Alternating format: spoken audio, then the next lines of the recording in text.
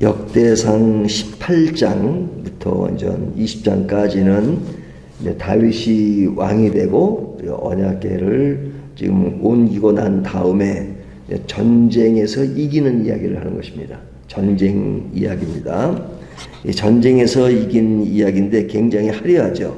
남쪽으로는 남쪽, 그러니까 이스라엘 남쪽에는 블레셋, 에돔, 아멜렉이 있는데 그것을 점령하고, 그리고 동쪽으로는 이 모압과 암몬이 있습니다.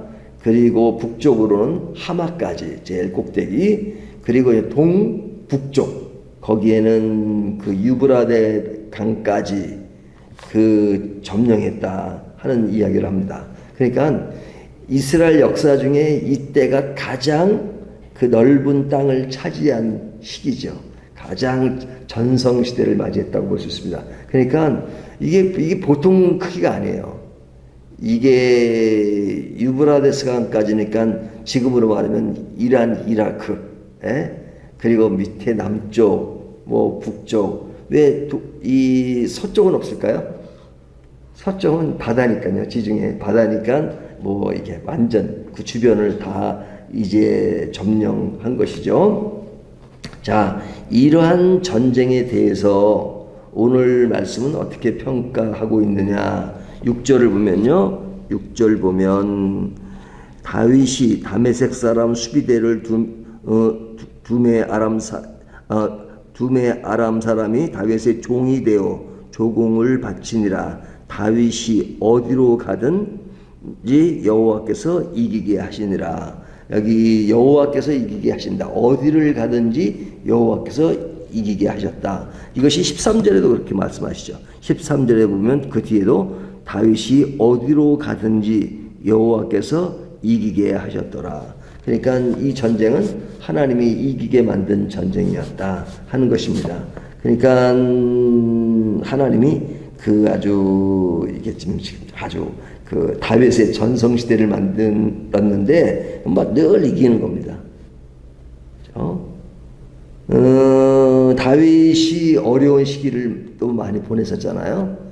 개인적으로도 어려운 시기를 보냈고, 또 나라 왕이 되려고 할 때도 어려운 시간들을 보냈습니다. 하지만 이 시기를 거쳐서 지금은 아주 전성 시대를 맞이했는데, 이것은 뭐 다윗뿐만 아니라 오늘날 우리들에게도 마찬가지죠. 어려운 때가 있었지만 또 잘 될 때도 있고, 그런 모습들은 다윗이 많은 땅을 정복한 것과 같은 그런 모습이라고 할 수 있죠. 그래서 참 이게 어려울 때는 한 사람이 이렇게 좀 이렇게 굉장히 좀 뭐랄까 약해지고, 또 좋을 때는 막 교만해지는 그런 성향이 있는데, 이게 사람이 타락할 때 보면 사실 어려울 때 타락할 가능성보다 잘 될 때 타락할 가능성이 많아요. 그러니까 이런 본문을 보면 사실은 너무 하나님이 복을 주셔서 잘 되고 있다. 하지만 하나님이 주신 복은 너무너무 감사한 것이죠. 하지만 그 복이 하나님이 이기게 하셨는데 마치 자기가 이긴 것처럼 생각하게 되고, 그리고 교만하게 되죠. 그래서 이 기독교 역사를 보더라도요, 언제 기독교가 타락했느냐? 기독교가 국교가 됐을 때 타락했습니다. 국교가 됐을 때.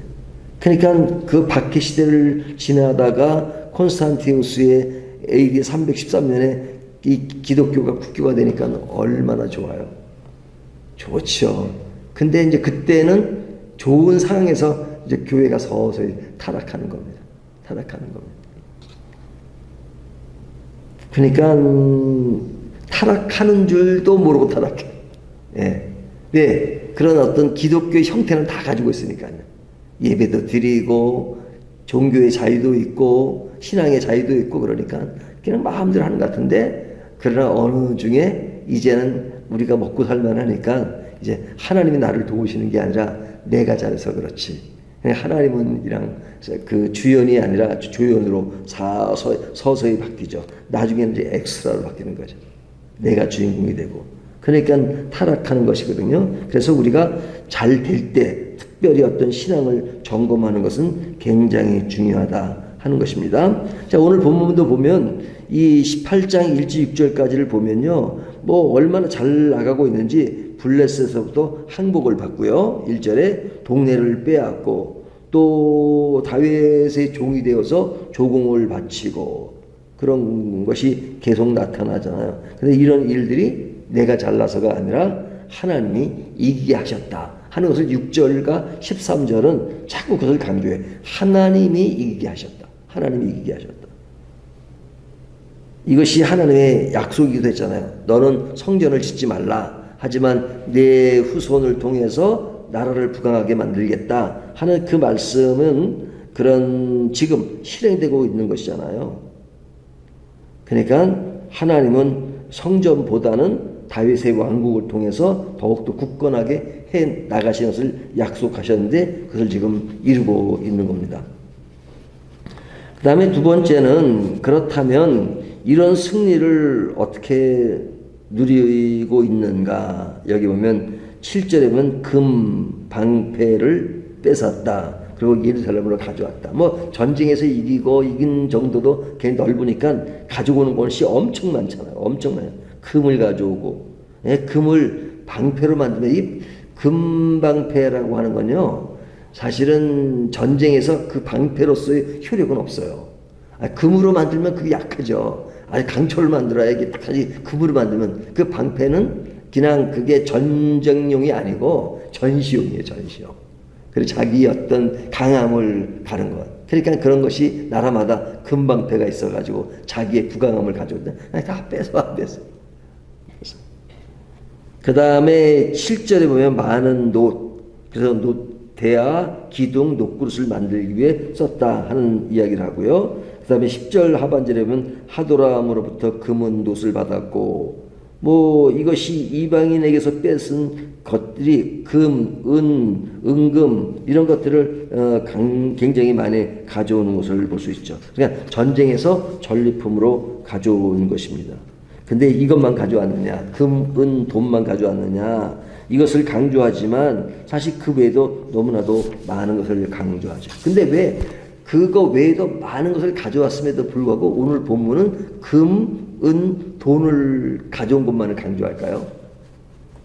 그 이유가 있습니다. 그 이유는 뭐냐면 이 가지고 온 금과 은과 돈이 어디에 쓰였느냐 하는 겁니다. 어디에 쓰였느냐.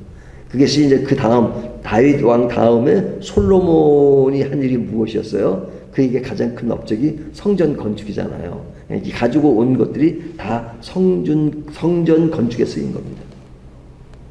그러니까 이 성전을 지을 때 뭐 금이 엄청 많이 들어가죠. 그냥 지성소 안에 보면 다 이제 금으로 이렇게 칠해져 있고 그러잖아요. 그러니까 이것이 성전을 위해서 쓰여진 것입니다. 그렇다면 성전은 누가 지은 거예요? 당연히 솔로몬이 지었죠. 하지만 그 성전을 지은 자재들, 필요한 것들을 누가 다 마련한 거예요? 다윗이 마련한 것이죠. 다윗이 마련한. 그 마련된 것들을 솔로몬이 지은 것이죠. 그러니까 필요한 여건을 다 다윗이 마련한 것입니다. 그러니까 하나님의 일에는 역할이 있는 것 같아요. 사람마다. 그 역할이. 그러니까 솔로몬이 성전을 건축하는 역할을 맡았다면 건물을 자기가 다진 게 아니고 사실은 다윗이 자재를 그렇게 마련해 줬으니까 그것이 쉽죠. 그거 안 마련했으면 또 그거 구하려고 또 얼마나 힘들어요. 아무리 잘 짓는 기술이 있어도 그 재료가 없으면 만들 수가 없잖아요. 하지만 다윗을 통해서 그에게 너는 성전을 짓지 못할 것이다 하셨지만 자재를 마련해서 그 솔로몬이 쉽게 만들었어요. 그러면 결과적으로 누가 성전을 지었냐 그러면 다윗이 성전을 지었다고 말하진 않잖아요. 솔로몬이 지었다고 말하죠. 하지만 엄밀하게 보면 다윗의 공로가 굉장히 큰 것이죠. 그러니까 어떤 경우는 사실은 많은 공로가 숨겨지는 경우가 많아요. 근데 교만해지면 그 나타나는 사람만 자기가 다 한 것으로 생각할 때가 많잖아요. 하지만 보이지 않는 손길, 그런 손길이 얼마나 많으냐 하는 것들을 생각해 보면 사실은 감사해야 될 사람들이 엄청 많은 것이죠. 그래서 하나님의 일에는 역할이 있다 하는 그 역할에 대한 것을 이제 오늘 본문을 통해서 한번 생각해 보는 겁니다. 이 다윗이 전쟁에서 승리했다. 그 승리는 하나님이 이기게 하셨다. 근데 하나님이 이기게 하신 내용 중에서 오늘은 금과 은, 돈을 많이 강조하는 것은 무엇이냐? 그것이 성전 건축의 자재로 쓰였다 하는 것을 강조하거든요. 그렇다면 오늘날 이 시대에 하나님이 나에게 맡겨진 그 일들은 무엇이냐? 그 일들은 뭐 엄청난 것을 다 하는 건 아니잖아요. 뭐 높은 자리에 있어서 대통령이 된다 하면 그 모든 것들을 뭐 해나갈 수 있는 그런 위치에 있는 것이지만, 그러나 그런 사람은 뭐 몇 사람에 불과한 거죠. 그러나 개인적으로는 우리가 하는 일들은 전체적인 영역으로는 굉장히 작을 수 있지만, 그러나 사람들이 자꾸 생각하는 거지만 하나님은 대통령이 하는 일이나 아니면 아주 소시민이 하는 그 일이나 그 차이를 두지 않으시죠. 다 귀하게 여기시는 거죠. 귀하게. 그러나 그것을 대표하기 위해서 사람의 이름이 오르지만 이름이 알려지지 않는 마치 무명의 용사처럼 얼마나 많은 하나님의 사람들이 있고, 그런 하나님의 사람들이 있었기 때문에 오늘날 우리가 이렇게 자유롭게 신앙생활을 하는 것도 얼마나 많은 그런 역사가 있었습니까? 우리가 성경을 이렇게 쉽게 읽잖아요. 하지만 이 성경을 읽게 하기 위해서 한국말로 번역되는 과정을 보면 이것이 고난과 순교의 과정 속에서 그렇잖아요. 특별히 영어 성경 같은 경우는 더하죠. 예? 그 옛날에는 얼마나 그 기독교가 종교개혁 한 이후에서도 보면은 이게 이제 뭐 그 성경을 뭐 그 옛날 그 사제들이 라틴어 성경만 성경으로 생각해요. 라틴어가 또 성경 원본도 아니에요, 사실은. 그렇죠? 헬라어 히브리가 원본이잖아요. 근데 또 라틴어만 성경인 것처럼 이게. 그래서 성경 번역은 못하는 거예요, 못하는 거. 성경 번역만 못하는 것이 아니라 일반 사람들은 성경을 제대로 보지도 못해요. 왜? 라틴어를 모르니까. 그냥 사제들끼리만 자기네끼리만 성경을 보고 얘기하고 그래요. 뭐 라틴어로만 얘기하고. 뭐 미사 같은 것도 다 라틴어로만 그랬었잖아요. 근데 그거를 독일어로 번역할 때 고통 굉장히 많았고, 영어로 번역하는데 틴데이라는 사람이 그런 번역을 하기 위해서 막 그냥 사람들이 순교를 당하고, 예? 그리고 순교당하고 도망 다니면서 영어 성경이 번역되고, 지금은 영어 성경 번역이 얼마나 많아요. 하지만 그것을 위해서 굉장히 많은 사람들이 죽었습니다. 그리고 지금은 자유롭게 보잖아요. 한국 성경도 마찬가지예요. 한국 성경도 옛날에 토마스 선교사가 들어올 때 쪽복음을 가지고 왔는데 그 잡혀가기도 하고 얼마나 그러니까 이 선교사들이 이게 이제 이렇게 뭐 나눠졌어. 성경 쪽복음을 가지고. 그러니까 이게 받아도 별로 의미가 없으니까 어떤 사람은 집에다 그걸 가지고 도배를 했다 그러죠. 도배. 나중에 그걸 보고 또 예수 믿는 사람도 있고, 참, 이게 역사는 참 대단해요. 근데 그런 과정을 통해서 오늘날 우리는 성경을 뭐 너무너무 자유롭게 보잖아요. 책 중에서도 가장 싼 게 성경책이에요, 사실은. 그렇잖아요? 이 성경책 뭐 몇만 원 사잖아요. 몇만 원이 문제가 아니라 이런 것을 이렇게 자유롭게 볼 수 있다는 거, 말씀을. 예? 지금 뭐 북한이나 중국만 가도 사실은 이렇게 몰래 성경 보는 사람들도 있고 그러잖아요. 그 사람들은 성경을 함부로 볼 수 없으니까 그냥 그 외우고 암기하고 자기 혼자 기록을 하고 그잖아요. 부분적으로 이해하는 것. 그러나 우리가 이렇게 자유롭게 볼 수 있다는 것. 그것은 지금까지 기독교 역사에 너무너무 많은 사람들의 수고와 그들의 역할이 있었기 때문에 그렇습니다. 그런 분들 생각하면 우리가 감사해야 될 거 많고, 또 그런 내 자신도 사실은 역할을 하고 있잖아요. 그 역할들이 너무너무 귀하다. 저는 밝은 교회 와가지고 우리는 뭐 이렇게 막 프로그램이 많지 않고 그러잖아요. 그리고 또 뭐 이렇게 당번 이 정가 하나도 없어요. 근데 그냥 알아서 그냥 탁탁탁탁 다 자율적으로 뭐 이렇게 뭐 지도 방침 있는 것도 아니에요. 알아서 다 하세요. 근데 그 알아서 하는 것이 척척척 돌아가요. 너무너무 감사해요.